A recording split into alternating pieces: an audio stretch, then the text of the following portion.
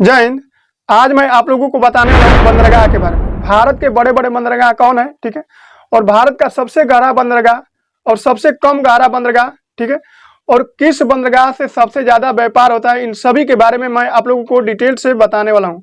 तो आइए हम लोग बिना कुछ देरी के इसको स्टार्ट करते हैं।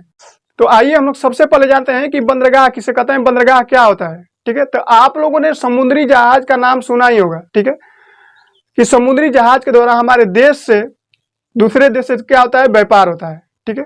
कुछ वस्तुएं समुद्री जहाज के द्वारा दूसरे देश में जाती है, ठीक है, और वहां से कुछ वस्तुएं हमारे देश में आती है, ठीक है। तो ये लोग जहां पे आके रुकती है उसका स्टैंड बना होता है, जहां पे आके समुद्री जहाज रुकती है और वहां पे माल उतरता है, ठीक है, और दूसरे गाड़ी के द्वारा उस माल को रखा जाता है और दूसरे राज्य में भेजा जाता है। तो जहां पे आके समुद्री जहाज लगती है, ठीक है, रुकती है, उसी को हम लोग क्या कहते हैं, बंदरगाह कहते हैं। आइए अब हम लोग भारत के बड़े बड़े बंदरगाहों के बारे में जानेंगे।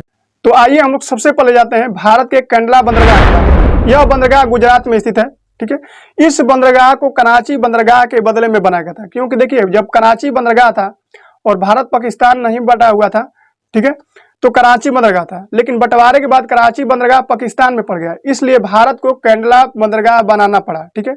और यहाँ पे व्यापार बढ़ाने के लिए सरकार बोल दी कि हमको यहाँ पे टैक्स नहीं लेना है, ठीक है, आप लोग जितना व्यापार बढ़ा सकते हैं व्यापार कीजिए, ठीक है, बढ़ाइए, लेकिन शर्त ये रहेगा कि जो भी सामान बेचिएगा वो सब विदेश में बेचिएगा, ठीक है। तो यहाँ पे टैक्स नहीं लगता है। देखिए खास बात यह है कि कंडला बंदरगाह का नाम बदल के दीनदयाल उपाध्याय रख दिया गया, ठीक है, और यहाँ पे ज्वार भाटा बहुत काफी अधिक आता है, इसलिए इसे ज्वारीय बंदरगाह भी कहते हैं। इसके बाद आ जाइए आप लोग मुंबई में, ठीक है। तो मुंबई में सबसे जो बड़ा बंदरगाह है वो मुंबई बंदरगाह है, ठीक है, जो कि सबसे बड़ा बंदरगाह है। इसके बाद वहां पे मुंबई में एक और बंदरगाह है जिसे हम लोग बोलते हैं नावासीरा बंदरगाह, ठीक है, यह सबसे आधुनिक बंदरगाह है, ठीक है। इसे हम लोग जवाहरलाल नेहरू के बंदरगाह के नाम से भी जानते हैं, ठीक है। इसे हम लोग शॉर्टकट में कहते हैं JNPT, ठीक, यानी कि जवाहरलाल नेहरू पोर्ट ट्रस्ट, ठीक है। तो सबसे आधुनिक बंदरगाह कौन है, नावासीरा बंदरगाह है। गोवा मुर्मुआ बंदरगाह, ठीक है, यह बंदरगाह एस्चुरी पर स्थित है। एस्चुरी का मतलब समझ लीजिए आप लोग, भर भर के नदियां जो कचरा लाती है और समुद्र में गिराती है, ठीक है, उसी कचरा को हम लोग बोलते हैं एस्चुरी। यह बंदरगाह उसी पे बनाया गया है, ठीक है। तो यह बंदरगाह कहाँ स्थित है, गोवा में स्थित है, ठीक है। तो आप लोगों को पता है कि लोग बहुत काफी जाते हैं गोवा में घूमने के लिए, तो ये पर्यटक के लिए बहुत काफी फेमस है। तो यहाँ पे लोग जहाज के द्वारा बहुत सारे पर्यटक यहाँ पे घूमने के लिए आते हैं, ठीक है। यह सबसे छोटा राज्य भी है गोवा। इसके बाद आ जाइए आप लोग मैंगलोर बंदरगाह पे, ठीक है। यह बंदरगाह कर्नाटका में स्थित है, ठीक है, और कर्नाटक का खास बात यह है कि यहीं पे यहाँ एक जगह है जिसका नाम है कुद्रेमुख, ठीक है, और यहाँ से निकलता है लौह अयस्क। क्या निकलता है, लौह अयस्क, ठीक है।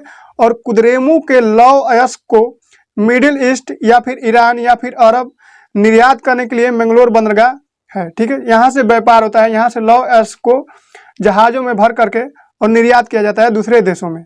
इसके बाद आ जाइए आप लोग कोची बंदरगाह, ठीक है।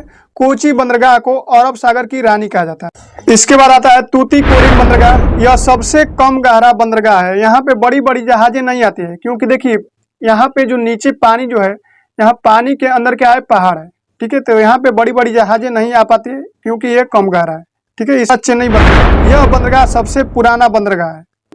यहाँ भी दो बंदरगाह है, चेन्नई बंदरगाह और एन्नौर बंदरगाह।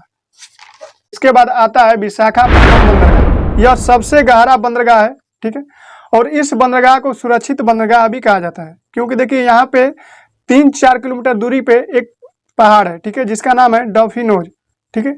यह पहाड़ क्या करता है कि सुनामी जब आता है तो इसको रोक लेता है, सुनामी को, जिसके वजह से विशाखापट्टनम बंदरगाह पे सुनामी नहीं आ पाता है, इसलिए इसे कहा जाता है सुरक्षित बंदरगाह।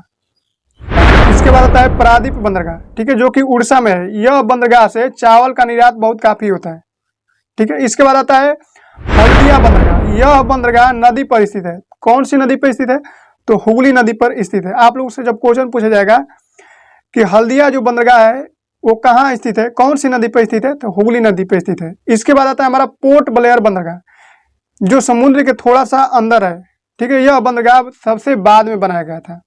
तो उम्मीद है कि आप लोग सभी बंदरगाहों के नाम समझ गए होंगे, ठीक है। भारत के सबसे बड़े बंदरगाहों की संख्या कितनी है, 13 है। जैसा कि आप लोग यहाँ पे देख सकते हैं, सबका नाम दे दिया हूँ, आप लोग यहाँ पे देख सकते हैं। फिर मिलेंगे अगले नेक्स्ट वीडियो में, तब तक के लिए जय हिंद।